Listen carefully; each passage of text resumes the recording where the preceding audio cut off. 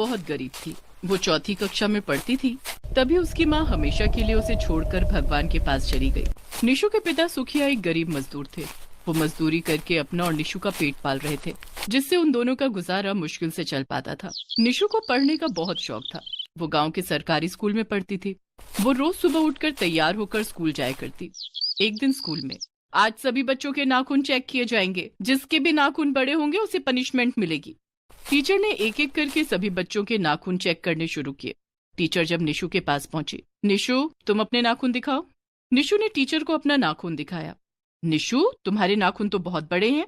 निशु अपने बड़े नाखून देखकर सोचती है, मैंने तो आज सुबह ही अपने नाखून काटे हैं, फिर ये इतनी जल्दी इतने बड़े कैसे हो गए। अब टीचर मुझे ना जाने कौन सी सजा देंगी। निशु ने डरते हुए टीचर से कहा, मैडम मैंने तो आज सुबह ही नाखून काटे हैं, न जाने ये कैसे बड़े हो गए। एक तो गलती करती हो और ऊपर से झूठ भी बोलती हो। अगर तुमने आज सुबह नाखून काटे होते तो अभी इतने बड़े कैसे हो जाते। जाओ तुम क्लास के बाहर धूप में एक पैर पर खड़ी हो जाओ, तुम्हारे लिए यही सजा है। निशु को टीचर की ये बात माननी पड़ी। वो बाहर जाकर धूप में एक पैर पर खड़ी हो गई। निशु के लिए ये सजा बहुत तकलीफों वाली थी। उसके पैरों में बहुत दर्द हो रहा था और धूप में खड़े होने के कारण उसकी तबीयत खराब हो रही थी। कुछ देर के बाद निशु को चक्कर आ गया और वो बेहोश होकर गिर पड़ी। टीचर ने निशु को उठाया और उसे डॉक्टर के पास ले गई। काफी देर धूप में रहने के कारण इसे लू लग गई है। मैं कुछ दवाइयाँ दे रहा हूँ, इसे समय समय पर खिला दीजिएगा। दवाइयाँ दिलाकर टीचर ने निशु को घर भेज दिया और कहा कि कल से अपने नाखून काट कर आए।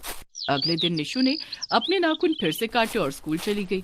स्कूल में निशु ने टीचर से कहा, मैडम आज मैंने अपने नाखून काट लिए हैं। अच्छा चलो अपने नाखून दिखाओ। निशु ने मैडम को अपने नाखून दिखाए, लेकिन निशु के नाखून पहले से भी ज्यादा लंबे थे। ये क्या निशु, तुमने फिर झूठ बोला। तुम्हारे नाखून तो पहले से भी लंबे हैं। लेकिन मैडम मैंने तो आज सुबह ही अपने नाखून काटे थे। निशु तुम्हें बार बार बोलने के बाद भी तुम अपने नाखून नहीं काटती हो। तुम्हें सजा दी जाती है और 1 सप्ताह के लिए तुम्हें स्कूल से सस्पेंड किया जाता है। ये सुनकर निशु बहुत उदास हो गई। वो इस बात से दुखी थी कि वो 1 सप्ताह तक पढ़ाई नहीं कर पाएगी। निशु को पढ़ाई लिखाई से बहुत लगाव था। वो दिन रात पढ़ती थी और हर बार परीक्षा में अच्छे नंबर भी लाती थी। लेकिन इस बार वो अपने नाखूनों के कारण स्कूल नहीं जा सकती थी। वो उसी समय स्कूल से घर की ओर जाने लगी। घर जाकर बाबा को क्या बताऊंगी। बाबा सुनेंगे कि मेरे नाखूनों के कारण मुझे स्कूल से सस्पेंड कर दिया गया है तो वे बहुत नाराज होंगे। स्कूल से घर के रास्ते में एक तालाब था। निशु उस तालाब के किनारे बैठ जाती है और सोचने लगती है कि आखिर वो अपने नाखूनों का क्या करे। उसके नाखून हर सेकंड 1-1 इंच लंबे होने लगे थे और बहुत लंबे हो गए थे। निशु तालाब के किनारे बैठकर सोच रही थी कि तभी उसके कानों में किसी की आवाज पड़ी। कोई मदद के लिए पुकार रहा था, बचाओ बचाओ, कोई मुझे बचाओ, मैं डूब रहा हूँ। निशु का ध्यान उस आवाज की ओर जाता है। उसने देखा कि एक बंदर तालाब में डूब रहा था और मदद के लिए निशु को पुकार रहा था।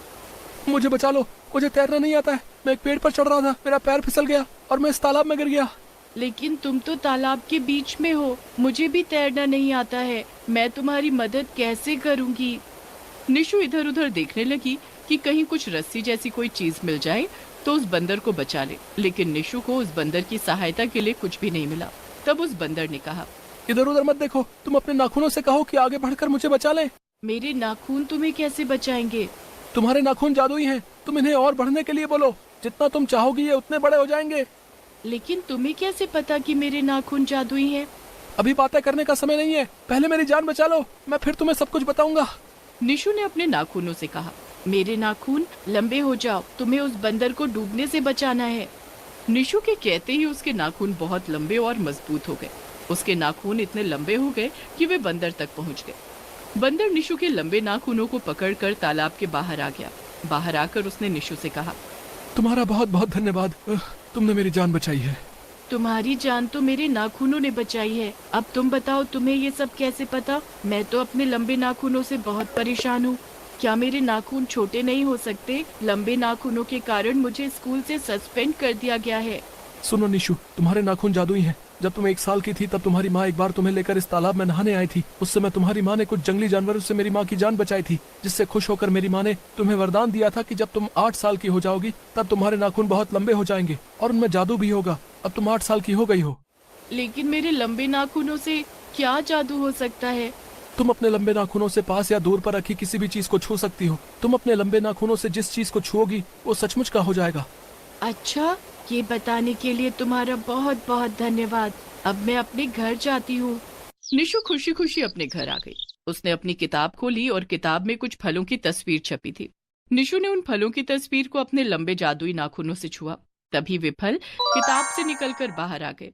वे एकदम असली और ताजे फल जैसे दिख रहे थे। निशु ने खूब फल खाए और कुछ फल अपने बाबा सुखिया के लिए रख दिया। शाम को जब सुखिया घर आया तो उसने घर में कुछ रसीले फल देखे। निशु और सुखिया ने कभी फल नहीं खाए थे। घर में फल देखते ही